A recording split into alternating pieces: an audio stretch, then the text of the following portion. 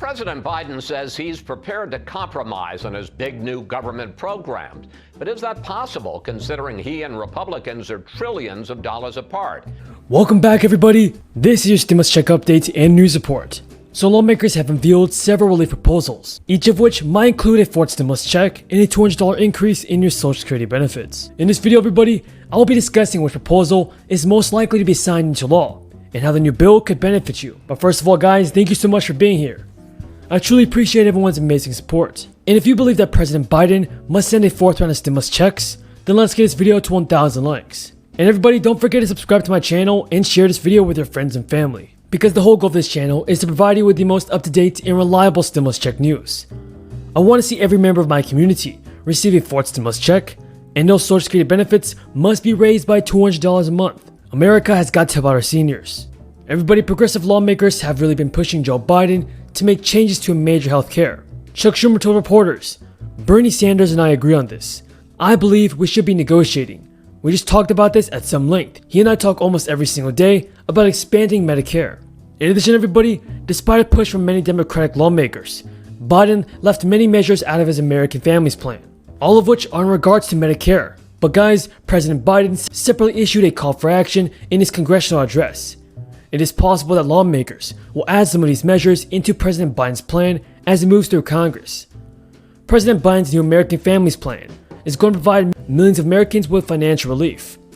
The new $1.8 trillion stimulus package will include a number of major tax hikes to pay for the program. Joe Biden also wants to include an extension of the child tax credit through 2025, universal preschool program for children 3 to 4 years old, 2 years of free community college to all American adults, and the new national paid family leave. This new package has a number of other changes, additions, and extensions that could positively affect you. According to CNBC, government officials said that this is an important move for the entire country, and the billions of investments are worth it. Biden said he would pay for this by increasing tax on wealthy Americans. But do you guys think that this is a good idea? Let me know in the comments below. According to the White House, the tax increase is contained in the two economic recovery packages, would fully pay for the investments over the next 15 years. But Biden has promised throughout his campaign that he would limit any tax hikes to people with incomes above $400,000. White House Press Secretary Jen Psaki said the president remains committed to his pledge from the campaign that nobody making under $400,000 a year will have their taxes increased. Jen Psaki also clarified that the $400,000 threshold applies to families, not individuals. So guys, individuals who make $200,000 and up could be affected if they are married to someone who earns the same amount. Psaki said that Biden's tax plan will focus on ensuring that corporations and wealthy individuals pay their fair share of taxes. Now guys, new taxes on the wealthy could help pay for infrastructure and other priorities. But whether Biden can stick to that $400,000 campaign promise remains to be seen. President Joe Biden definitely needs to keep his promise that he will not raise taxes to anyone making less than $400,000 a year. Now guys, Biden's proposal would raise an estimated $740 billion in additional Social Security revenue over 10 years. The Urban Institute estimates that if enacted by Congress, the plan would be enough to extend solvency by about 5 years. And the bottom line is, even if Biden gets his wish to make Americans with especially high wages pay Social Security taxes at the same rate as low earners, it still would not be enough to fix a shortfall of Social Security. Now, Biden has not discussed any sweeping changes to Social Security, but his campaign platform includes the following proposals that can modestly increase benefits for some recipients. And this is using the Consumer Price Index for the elderly to calculate Social Security cost of living adjustments, or COLAs, to better reflect the rising expenses that seniors face. A minimum benefit of 125% of the federal poverty level for people who work 30 years, gradually increasing benefits by 5% for those who have received Social Security for 20 years or more, and allowing surviving spouses to keep a greater share of benefits. Everybody, just know this: Social Security isn't going anywhere. In the event that nothing changes, Social Security can still fund 76% of its obligations from the money that it generates through payroll taxes.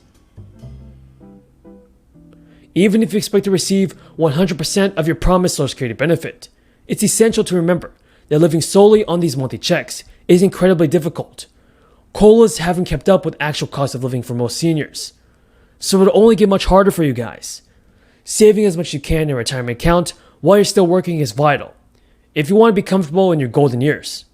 And several Democratic lawmakers have already shown their support towards giving Social Security beneficiaries an extra $200 per month. Chuck Schumer, Elizabeth Warren, and Ron Wyden all agree that Social Security benefits must be increased by $200. And the best part is that the extra income would apply to all Social Security, veterans, SSI, or SDI beneficiaries. The additional relief money would continue through the end of 2021, adding up to an extra $4,000 over the next 2 years. Senator Warren has also called for raising payroll taxes on high earners in order to pay for the increases.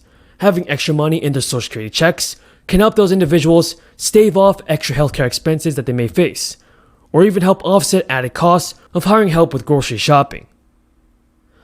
Thank you so much for being here, everybody. I truly appreciate everyone's amazing support. Until next time, have a great day and stay safe. Did not take federal dollars, for example, to get that vaccine. It was the Trump administration and Congress given regulatory flexibility. I would argue the era of bigger government coming back will thwart the progress we need to make. And I think we can see recent history about how that is exactly true. Well, let's look, though, at some of the key provisions in the president's jobs plan and in his family's plan. And I want to put them up on the screen. $100 billion for workforce development, $400 billion to care for the elderly and disabled, $225 billion for child care, and $200 billion for free preschool. Senator, which of those programs that I just put up, which of those programs do you think people in your state don't need? Every one of those programs should be evaluated. If it's important, it should be advanced. It's not infrastructure. When people say, wait a second, I like this because we need a new bridge across the Calcasieu River in Lake Charles, I'm saying this plan will not give it to you. The amount of spending for roads and bridges is so low that, and split between 50 states over 5 years, you're not going to get your bridge. Now, we may need this. By the way, we just are restarting our bipartisan working group to come at family support for the dependent, children and elderly. But that is not going to give you a road and bridge, and that's what people in my state would really like to see.